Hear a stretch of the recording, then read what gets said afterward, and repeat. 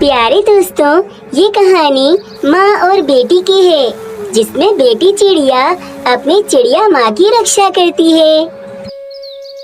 माँ, आप मुझे घर में अकेला छोड़कर जंगल में दाना ढूंढने जाती हो तब मुझे बहुत डर लगता है। मैं तो एक मिनट भी आपके बगैर नहीं रह सकती हूँ। मैं जानती हूँ गुड़िया, तुम एक पल भी मेरे बगैर नहीं रह सकती हो, परंतु मैं भी क्या करूँ, मुझे तुम्हारे लिए भोजन लाना होता है, इसीलिए तुम्हें छोड़कर जाती हूँ।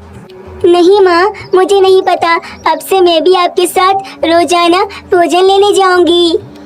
ठीक है बेटा, डरो मत, अब से तुम रोजाना मेरे साथ भोजन लेने चलना। तुम चिंता मत करो, मैं तुम्हारे साथ रहूंगी। और कालू, आखिर कब तक मुझे ऐसी गरीबों वाली जिंदगी गुजारनी पड़ेगी? आखिर तुम कब अमीर होगे?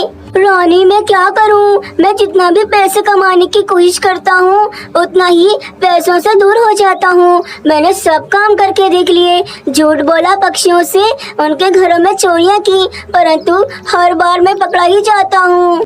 कालू, ऐसे छोटे मोटे काम करोगी तो तुम्हारा जिंदगी भर कुछ भी नहीं होने वाला। तुम्हें अब कुछ बड़ा करना होगा।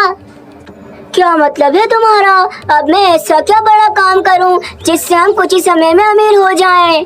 अरे मूर्ख कौवे, तुम्हें कुछ पता भी है या फिर नहीं? तुम्हारी वो कजन बहन है ना, मीनू चिड़िया, अगर एक बार वो किसी तरह मर जाए तो उसका सारा पैसा तुम्हारा हो सकता है। अरे क्या, ऐसा कैसे हो सकता है? मीनू चिड़िया का सारा पैसा मैं कैसे ले सकता हूँ? मीनू चिड़िया की बस एक छोटी सी बेटी है, उसके आगे पीछे और कोई भी नहीं है। अगर किसी तरह तुम उस मीनू चिड़िया की हत्या कर दो तो हम बड़ी आसानी से उसकी सारी जायदाद को हड़प सकते हैं। उसकी बेटी हमारा क्या ही कर लेगी। अरे वाह रानी, तुम्हारे शैतानी दिमाग में ये आइडिया तो बहुत कमाल का आया है। अब तुम देखना, मैं मीनू चिड़िया को अपने जाल में फंसाकर उसकी सारी दौलत अपने कब्जे में कर लूंगा। फिर अगले दिन कालू कौवा मीनू चिड़िया के घर पर पहुंच जाता है। मीनू चिड़िया, जल्दी से मेरे साथ चलो। रानी को पता नहीं क्या हो गया है, उसकी तबीयत बहुत खराब हो गई है। तुम जल्दी से मेरे साथ चलो। आराम से कालू भैया, मैं आपके साथ चलती हूँ, चिंता मत कीजिए। गुड़िया बेटी, मैं यूं गई और यूं आई, तुम घर में ही रहना। फिर मीनू चिड़िया कालू कौवे के साथ उसके पीछे पीछे जंगल में निकल जाती है, परंतु कालू कौवा मीनू चिड़िया को घर ले जाने की बजाय एक पुरानी गुफा में लेकर आता है। अरे कालू भैया, आप मुझे घर ले जाने की बजाय यहाँ क्यों ले आए? क्या रानी बहन यहाँ पर कहीं है? हाँ, वो सामने देखो ना, रानी वहीं पर है, वहीं है सामने रानी। मीनू चिड़िया सामने दिखती है, परंतु कालू कौवा उसी समय उसके सर पर एक डंडे से वार करता है और बेचारी मीनू चिड़िया बेहोश होकर जमीन पर गिर जाती है। हो गया इस चिड़िया का काम। अब इस चिड़िया को इस गुफा में ही छोड़कर चला जाता हूँ। यहाँ पर अक्सर खूंखार चीलें आती रहती हैं, कोई न कोई चील आकर इसे अपना शिकार बना लेगी और फिर इस चिड़िया की मृत्यु और इसकी सारी की सारी जायदाद हमेशा हमेशा के लिए मेरी। मीनू चिड़िया को घायल करने के बाद कालू कौवा वहाँ से अपने घर चला जाता है। रानी, बहुत खुशी की खबर है, मैंने अपना काम कर दिखाया। उस मीनू चिड़िया को मार डाला मैंने। अब हम उसकी सारी की सारी दौलत पर कब्जा कर सकते हैं। अरे वाह कालू, तो फिर देर किस बात की है? चलो जल्दी से उस मीनू चिड़िया के घर पे चलते हैं और उसकी बेटी को घर से फौरन से बाहर निकालते हैं। अब से उसके घर में सिर्फ हम दोनों ही रहेंगे। फिर रानी कौवी और कालू कौवा मीनू चिड़िया के घर पे पहुँचते हैं। आप दोनों, मेरी मामा कहाँ है? मामा कहाँ है मेरी? मार डाला, हमने तुम्हारी माँ को मार डाला। हाँ, हमें तुम्हारी माँ की सारी दौलत चाहिए थी, इसीलिए हमने उसे अपने जाल में फंसाया और उसकी हत्या कर दी। तुम्हारी माँ अब मर चुकी है और अब से तुम भी इस घर में नहीं रह सकती। निकल जाओ इस घर से बाहर। क्या आप दोनों ने मिलके मेरी मम्मा को मार दिया? आप दोनों बहुत ज्यादा बुरे। बहुत ज्यादा बुरे हैं। मैं आप दोनों को नहीं छोड़ूंगी, अच्छे सबक सिखाऊंगी आपको। अरे इतनी सी चिड़िया की बच्ची हमें धमकी दे रही है, ये हमें सबक सिखाएगी। जा जल्दी से इस घर से निकल जा, वरना तेरी माँ के पास तुझे भी भेज दूंगा। कालू कौवा और रानी कौवे मिलकर मीनू चिड़िया की बेटी को उसी के घर से बाहर निकाल देते हैं। मैं अपनी मामा से कभी दूर नहीं रही, परंतु इन दोनों दुष्ट पक्षियों ने मुझे मेरी मामा से हमेशा के लिए दूर कर दिया। परंतु अब इन्होंने मुझे मेरी मामा से दूर करा है। मैं इन दोनों को सही सबक सिखाऊंगी, नहीं छोड़ूंगी इन दोनों को। वहीं दूसरी तरफ जिस गुफा में मीनू चिड़िया थी, उसी गुफा में मिट्टू तोता भोजन ढूंढता ढूंढता आ जाता है। अरे ये तो मीनू चिड़िया है, ये इस गुफा में क्या कर रही है? अरे ये तो बेहोश है और कितनी ज्यादा घायल है। इस गुफा में तो चीलें आती जाती रहती हैं। मुझे मीनू चिड़िया को यहाँ से फौरन ले जाना होगा, वरना अगर किसी चील ने ऐसे देख लिया तो वो इससे अपना भोजन बना सकती हैं। फिर मिट्टू तोता मीनू चिड़िया को वहाँ से उठाकर अपने घर ले जाता है और मिट्टू तोता मीनू चिड़िया का इलाज करना शुरू कर देता है। वहीं कालू कौवा और रानी कौवी मीनू चिड़िया के घर में अय्याशी कर रहे थे। वो मीनू चिड़िया के पैसों से बहुत सारे फल मंगा कर खा रहे थे। मैं अपनी माँ के हथियारों को बिल्कुल नहीं छोड़ूंगी। मुझे अब एक ऐसा उपाय मिला है जिससे मैं इन दोनों को ऐसा सबक सिखाऊंगी कि ये हमेशा याद रखेंगे। ऐसा सोचने के बाद गुड़िया चिड़िया उड़ती हुई एक चील के घोंसले में पहुंचती है। वहां से गुड़िया चिड़िया एक चील के बच्चे को उठा लेती है और वहां पर एक चिट्ठी रख देती है। गुड़िया चिड़िया उस चील के बच्चे को उठाकर कालू कौवे के घर में फेंक देती है। कुछ समय बाद जब चील को उसका बच्चा कहीं नजर नहीं आता, तो वो सामने घोंसले में पड़ी हुई उस चिट्ठी को पढ़ती है। मैं कालू कौवा हूँ और मैंने तुम्हारे बच्चे को अपना भोजन बनाने के लिए तुम्हारे घोंसले से अगवा कर लिया है। अब मैं उसे मजे ले लेकर खाऊंगा। अगर हिम्मत है तो मुझे ढूंढ लो कालू कौवा। मैं इस कौवे को छोड़ूंगी नहीं। इसकी हिम्मत कैसे हुई, मेरे घोंसले से मेरे ही बच्चे को उठाकर ले गया। फिर क्या था, चील पूरे जंगल में कालू कौवे को ढूंढने लगती है। कुछ ही समय में ढूंढते ढूंढते चील को कालू कौवे का पता मिल जाता है। नहीं चील, हमें नहीं पता तुम्हारा ये बच्चा हमारे घर में कैसे आया। मैं तुम्हारे बच्चे को उठाकर नहीं लाया। बचाओ, कोई बचाओ हमें। मैं तो शांति से अपने घोंसले में सो रही थी, परंतु तुम दोनों कौवा कौवी ने मेरे बच्चे को अगवा करके बहुत बड़ी गलती की है। अब मेरा भोजन बनने के लिए तैयार हो जाओ। ऐसे वे चील उन दोनों कौवा कौवी को वहीं पर जान से मार देती है और फिर अपने बच्चे को लेकर वहां से चली जाती है। फिर कुछ दिन बाद गुड़िया चिड़िया वापस अपने घर में रहना शुरू हो जाती है। तोता मीनू चिड़िया का इलाज कर रहा था। कुछ ही दिनों में मीनू चिड़िया भी ठीक हो जाती है और वे वापस अपने घर पे आ जाती है। गुड़िया चिड़िया मीनू चिड़िया को देखकर बहुत खुश होती है और उसे सब कुछ बताती है। माँ, मैं आपके बगैर तो रहना सीख गई थी, परंतु अब आप मुझे दोबारा से कभी छोड़कर नहीं जाना। नहीं मेरी गुड़िया, अब तो बिल्कुल चिंता मत करो। अब से मैं जिंदगी भर तुम्हारे साथ ही रहूंगी। ऐसे वो माँ और बेटी दोबारा से हंसी खुशी साथ रहने लगते हैं। मीनू चिड़िया के पास एक प्यारी सी गाय थी जिसका मीनू चिड़िया बहुत ख्याल रखती थी। वो गाय साधारण गोबर नहीं करती थी, बल्कि हर बार वे गाय सोने का गोबर करती थी। ये लो मेरी प्यारी गाय, खाना खा लो, तुम्हारे भोजन का समय हो गया है। हाँ, मैं जानती हूँ तुम्हें देसी घी और मक्खन बहुत ज्यादा पसंद है, तभी तुम ये खाना नहीं चाहती हो। कोई बात नहीं, मैं तुम्हारे लिए अभी मक्खन लेकर आती हूँ। फिर मीनू चिड़िया जल्दी जल्दी जाती है और घर से एक मक्खन की टिकिया लेकर आती है। ये लो मेरी प्यारी गाय, ये मक्खन खा लो, ये तो तुम्हें बहुत ज्यादा पसंद है। फिर गाय बड़े मजे से वो मक्खन खा लेती है। गाय भी मीनू चिड़िया के पास बहुत खुश थी, क्योंकि मीनू चिड़िया ने बचपन से उस गाय को पाला था। सब कुछ खाकर गाय का पेट इतना भर जाता है कि वह उसी समय गोबर कर देती है। परंतु वे गोबर साधारण नहीं बल्कि चमकदार सोना होता है।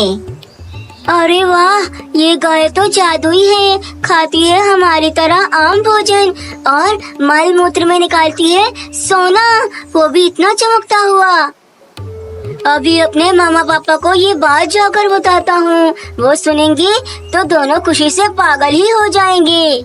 राजू कौवा जल्दी जल्दी से वहाँ से जाता है और फौरन से अपने घर पे पहुँचता है।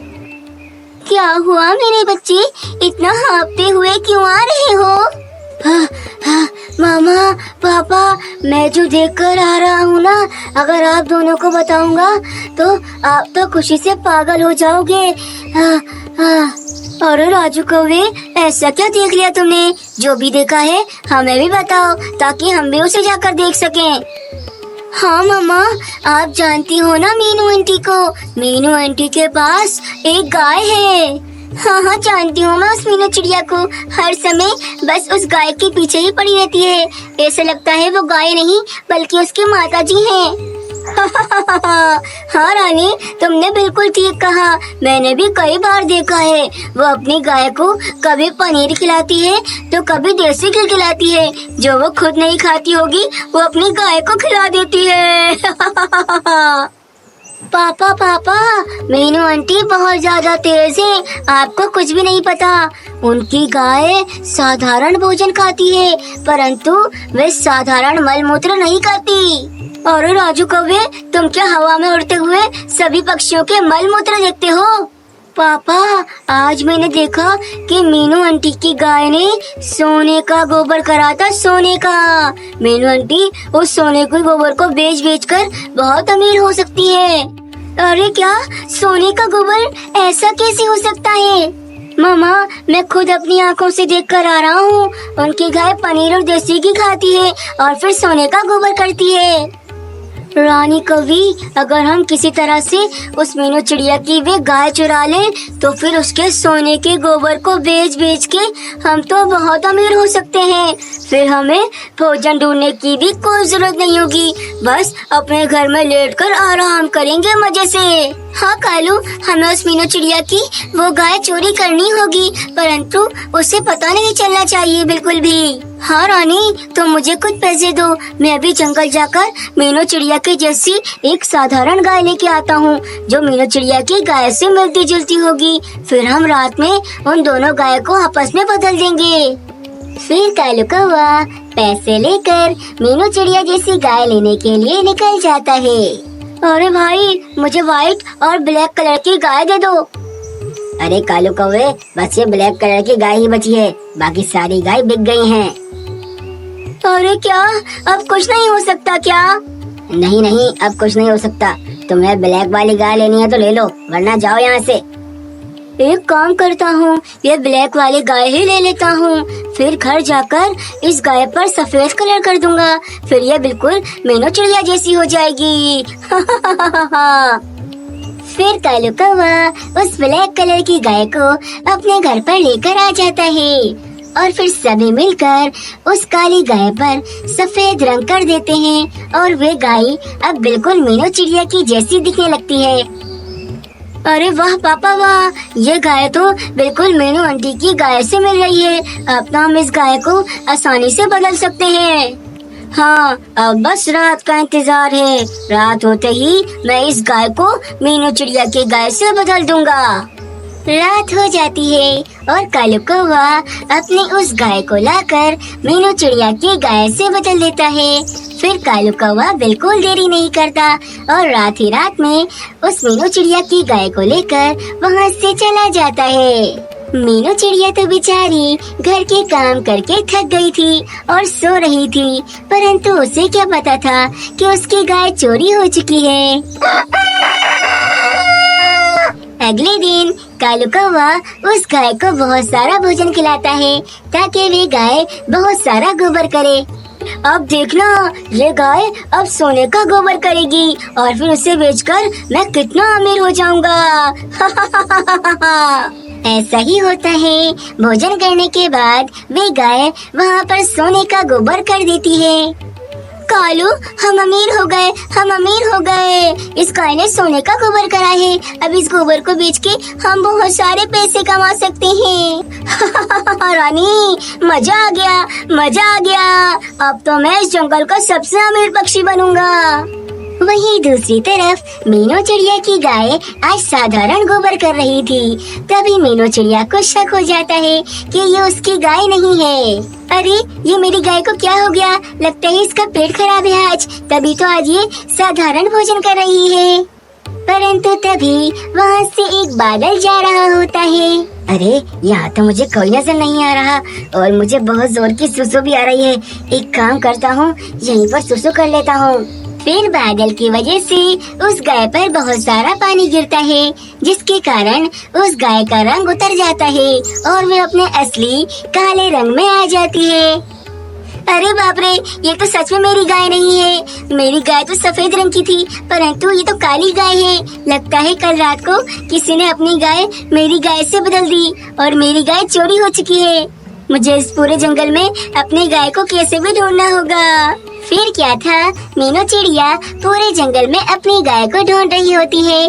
तभी मीनू चिड़िया को कौवे का परिवार नजर आता है, जो कि उसके जैसी गाय के पास बैठा होता है।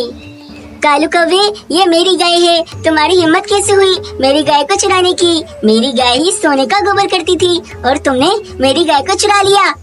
मम्मा मीनू चिड़िया, मैंने तुम्हारी गाय को नहीं चुराया। ये तो खुद ही चलकर मेरे पास आ गई होगी शायद। तुम सब्र करो कालू कौवे, तुम्हारी शिकायत तो मैं जंगल के तोते महाराज से करूंगी। जब वो तुम्हें बंदी बनाएंगे तभी तुम्हें समझ आएगा। नहीं मीनू चिड़िया, तोते महाराज से कुछ नहीं कहना, तोते महाराज से कुछ नहीं कहना। मैं आइंदा से कभी चोरी नहीं करूँगा, मुझे माफ कर दो। मीनू चिड़िया को काले कौवे पर बहुत गुस्सा आता है, परंतु वे उसे माफ कर देती है और फिर अपनी गाय को लेकर वहाँ से चली जाती है। मेहनत करने के बाद भी कालू कौवे के परिवार के हाथ कुछ भी नहीं आता, उनकी चोरी किसी काम नहीं आती। फिर क्या था, वे सब दोबारा से अपने घर में चले जाते हैं और किसी नई चोरी की तैयारी करने लगते हैं। ये कहानी एक ऐसे जंगल की है जो पहले बहुत ज्यादा हरा भरा हुआ करता था, परंतु फिर एक पक्षी के वहाँ आने से वे पूरा जंगल सूख गया। एक दिन एक कौवा जिसका नाम कालू था, वे दूसरे जंगल से आता है और सुंदरवन जंगल के एक पक्षी से मिलता है। मेरा नाम कालू कौवा है और मैं पक्षीपुर जंगल से आया हूँ। मैंने यहाँ की खूबसूरती के बारे में बहुत सुना था, परंतु आज मैं इतनी खूबसूरती और सुंदरता देखकर एकदम मोहित ही हो गया। यही तो बात है हमारे जंगल की, यहाँ का वातावरण एकदम साफ और शुद्ध है, तभी तो हमारा जंगल इतना ज्यादा सुंदर है। हाँ, तुम ठीक कह रहे हो।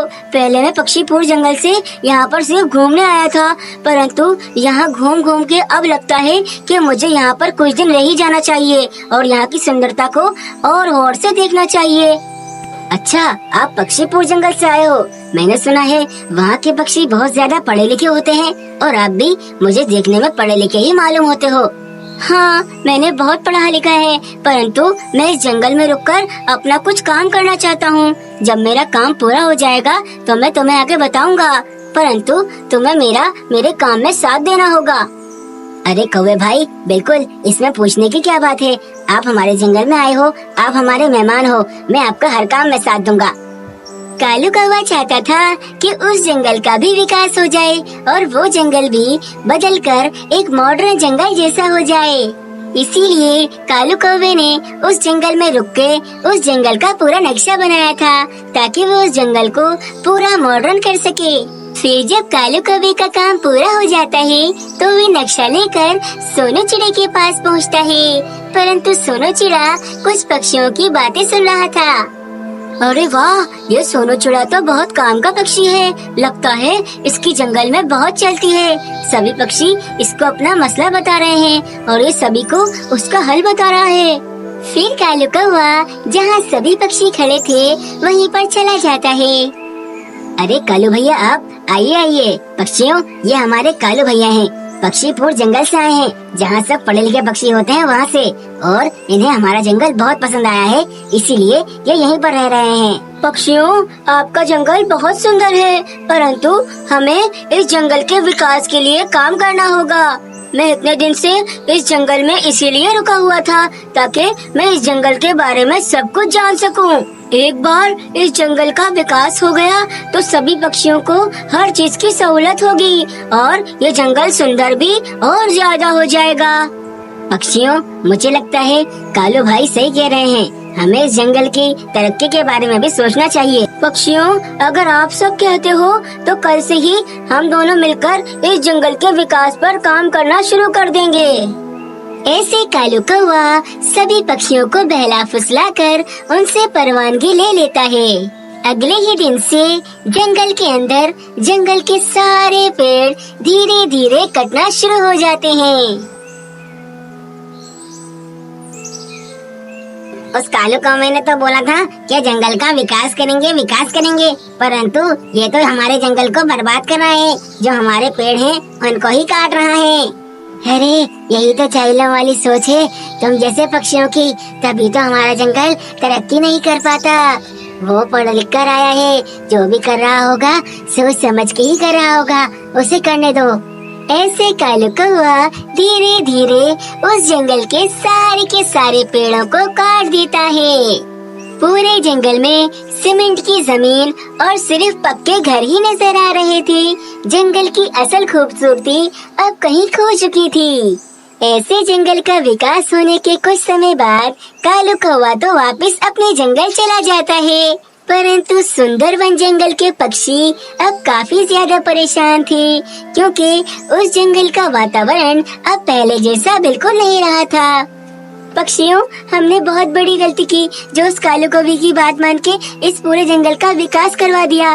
विकास के नाम पे उसने यहाँ पर सीमेंट की जमीन बना दी और पक्के घर बना दिए। इस जंगल में अब एक भी दरख्त नहीं बचा है। हाँ मीनू चिड़िया, तुम ठीक कह रही हो। अब तो इस जंगल में सांस लेना भी मुहाल हो गया है, मेरा तो दम घुटने लगा है।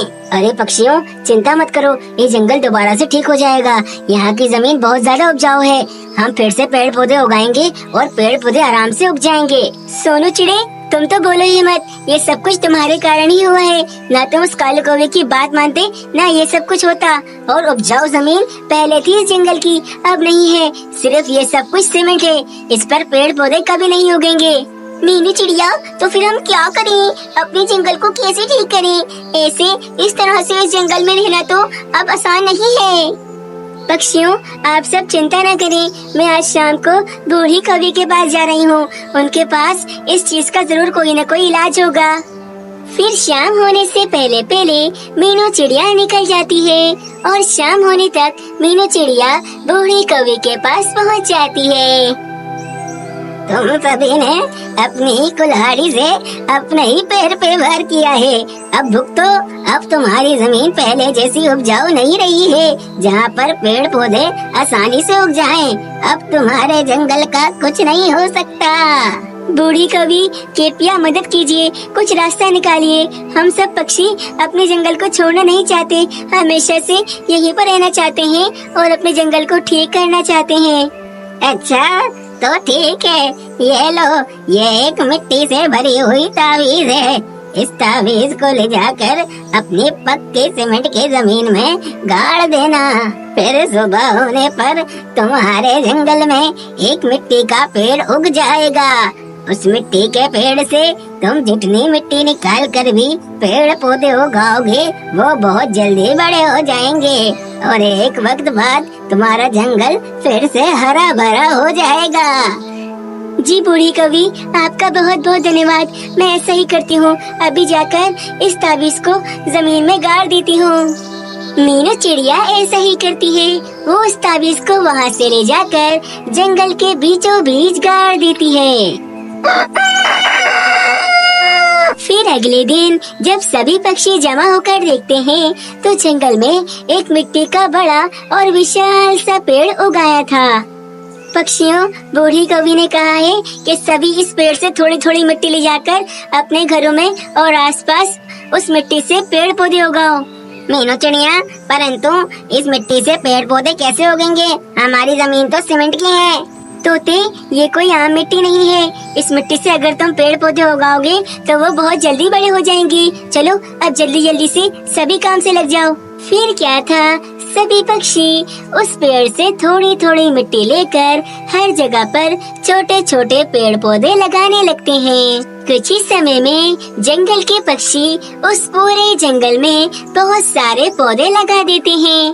पक्षियों, हमने तो अपना काम कर दिया, अब बाकी जैसा ऊपर वाला चाहे, हमें अब इंतजार करना होगा। फिर काफी महीने गुजरने के बाद पक्षी देखते हैं कि उनके पेड़ पौधे जो उन्होंने लगाए थे वो अब काफी बड़े हो रहे हैं।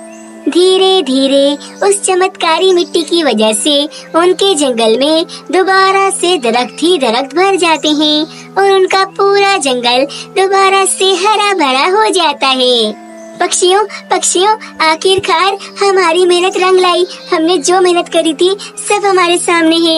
हमारा जंगल दोबारा से हरा भरा हो गया और वापसी इसकी खूबसूरती लौट आई। अब तो यहाँ का वातावरण भी बहुत ज्यादा साफ सुथरा हो चुका है। जंगल के ठीक होने पर सभी पक्षी बहुत ज्यादा खुश थे, परंतु सोनू चिड़िया थोड़ा सा उदास था। पक्षियों, मीनू चिड़िया, आप सभी मुझे क्षमा कर दो। मेरे ही कारण ये जंगल पूरा खराब हो गया था, परंतु मीनू चिड़िया की मेहनत से ये जंगल आज दोबारा हरा भरा हो गया है। मैं आप सभी से माफी मांगता हूँ। सोनू चिड़े, तुम्हें माफी मांगने की कोई जरूरत नहीं है। तुम्हें तुम्हारी गलती का एहसास हो गया, यही बहुत है। परंतु ख्याल रखना, आइंदा से किसी पक्षी की बातों में आकर अपने जंगल को नुकसान नहीं पहुँचाना। ऐसे उस जंगल में सब कुछ फिर से ठीक हो जाता है और सभी पक्षी दोबारा से खुशहाल जिंदगी गुजारने लगते हैं। एक जंगल में सोनू चिड़े का परिवार रहा करता था। सोनू चिड़ा एक मिस्त्री था और वो अपने काम में बहुत मेहनत करता था। अभी कुछ दिन पहले ही सोनू चिड़े की बेटी गुड़िया की शादी तय हुई थी। सोनू, अब तो साल भर में हमारी बेटी गुड़िया की शादी है। इसकी शादी के बाद हमारा ये घर कितना सोना हो जाएगा।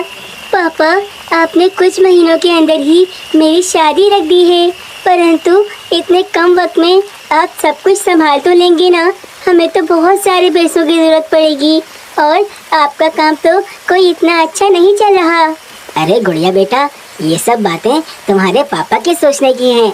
तुम ये सब बातें नहीं सोचो और बिल्कुल चिंता मत करो। तुम बस खुशी से शादी की तैयारियां करो, सब कुछ अच्छे से हो जाएगा।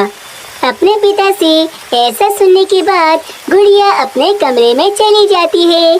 सोनू, आपने गुड़िया का दिल रखने के लिए तो कह दिया कि सब कुछ कर लेंगे आप, परंतु मैं जानती हूँ आपके हालात अच्छे नहीं हैं। आपका काम भी इतना तेज नहीं चल रहा, फिर आप सब कुछ कैसे करेंगे? तुम ठीक कह रही हो मीनू चिड़िया। मैंने ये कह तो दिया कि सब कुछ हो जाएगा, परंतु पूरे जंगल के पक्षी भी अगर मुझे अपने सारे काम दें तब भी गुड़िया की शादी में कुछ ना कुछ पैसों की कमी तो पड़ ही जाएगी। सोनू, आप एक काम क्यों नहीं करती? आप इस जंगल में उल्लू सेठ के पास जाइए। मैंने सुना है वे सभी पक्षियों को उधार देते हैं और उनके पास काफी धन है। हो सकता है वो हमारी बेटी की शादी के लिए हमें भी कुछ पैसे उधार दे दें। तुम ठीक कह रहे हो मीनू चिड़िया, मैं भी यही सोच रहा था। उल्लू सेठ के पास जाता हूँ और उनसे ही कुछ पैसे उधार मांगता हूँ। वो भले पक्षी हैं, क्या पता मेरी कुछ मदद कर दें। फिर सोनू चिड़ा उल्लू सेठ के पास जाने के लिए निकल जाता है। उल्लू सेठ, कैसे हैं आप? सब कुछ ठीक है ना? हाँ, अब तक तो सब कुछ ठीक था, परंतु अब तुम जो बात बताने वाले हो उसे सुनकर कुछ ठीक रहता है या नहीं इसका मुझे नहीं पता। चलो कोई बात नहीं, अब आ ही गए हो तो बता दो किस काम से आए हो। उल्लू सेठ, आप तो जानते हैं मेरी बेटी गुड़िया की शादी बस कुछ ही समय में है। वो समय बहुत जल्दी आने वाला है, इसीलिए मुझे काफ़ी सारे पैसों की ज़रूरत है। मैं बस इसी चिंता में हूँ कि इतने पैसे कहाँ से इकट्ठा करूँ। तभी मैं आपके पास आया था कि अगर शादी में मुझे कुछ ज़रूरत पड़े तो आप मुझे कुछ पैसे उधार के तौर पर दे सकते हैं। अरे नहीं भाई, मेरे पास क्या कोई पैसों का पेड़ लगा है जहाँ से पैसे तोड़ तोड़ कर मैं तुम्हारी बेटी के लिए तुम्हें दे दूंगा। मेरे पास तो कुछ पैसे नहीं हैं। अच्छा ठीक है उल्लू सेठ, परंतु अगर जंगल में किसी भी पक्षी को मिस्त्री का काम पड़े तो आप उन सबके सारे काम मुझे दिलवाइएगा। मैं दिन रात मेहनत करूंगा और बहुत सारे पैसे इकट्ठा करके अपनी बेटी की शादी करवाऊंगा। अच्छा ठीक है, जंगल में किसी भी पक्षी को अगर मिस्त्री का काम होगा तो मैं उसका काम तुम्हें ही दिलवा दूंगा। अब जाओ यहाँ से। ठीक है उल्लू सेठ, आपका बहुत बहुत धन्यवाद। ऐसा कहकर सोनू चिड़ा वहाँ से चला जाता है। अरे मैं कोई इतना बड़ा मूर्ख हूँ जो जंगल के सही पक्षियों के काम इसको दिलवा दूँ। ऐसे तो काम कर करके ये जंगल में सबसे ज्यादा अमीर हो जाएगा और मुझे भी पीछे छोड़ देगा। परंतु अगर मैंने इसे जंगल के सभी पक्षियों के काम दे भी दिए तब भी ये सभी के काम तो कर सकता ही नहीं है, क्योंकि ये किसी एक पक्षी का काम तो नहीं है। अरे मैं भी क्या इस फजूल मिस्त्री के बारे में सोचे जा रहा हूँ, जब जो भी होगा देख लेंगे। सोनू चिड़ा अपनी पत्नी मीनू चिड़िया के पास आकर उसे सारी बातें बताता है। सोनू चिड़े, मुझे लगता था कि उल्लू सेठ हमें कुछ पैसे देकर हमारी मदद कर देंगे, परंतु यहाँ तो उन्होंने भी साफ साफ इनकार कर दिया। हाँ मीनू चिड़िया, आप क्या कर सकते हैं, आज के समय में कोई किसी की मदद नहीं करता। मेरी बेटी की शादी है, मुझे ही सब कुछ करना होगा। परंतु सोनू, आप अकेले पूरे जंगल के पक्षियों का काम कैसे करेंगे? ऐसे तो आपकी सेहत खराब हो जाएगी। नहीं मीनू चिड़िया, मुझे अब हिम्मत करनी होगी। कल से मैं सुबह ही सुबह अपनी दुकान पर जाऊंगा और अब से दिन रात मेहनत करके खूब पैसे कमाऊंगा ताकि मैं अपनी बेटी की शादी अच्छे से कर सकूं। सुबह हो जाती है, सोनू चिड़ा अपनी दुकान पर आ जाता है।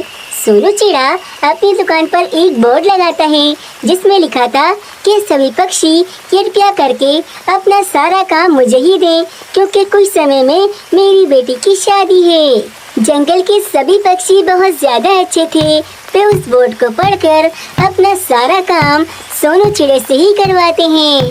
सोनू चिड़ा अकेले ही अब दिन रात जंगल के सभी पक्षियों का काम दिल लगाकर करने लगता है। दिन रात मेहनत करके सोनू चिड़ा इतने पैसे जमा कर रहा था कि वे अपनी बेटी की शादी अच्छे से करा सके। परंतु ये बात जंगल के उल्लू सेठ को बिल्कुल हजम नहीं हो रही थी। अरे ये सोनू चिड़ा ऐसे ही काम करता रहा तो ये तो कुछ दिनों में ही मुझसे भी ज्यादा अमीर हो जाएगा। नहीं, मैं ऐसा नहीं होने दूंगा।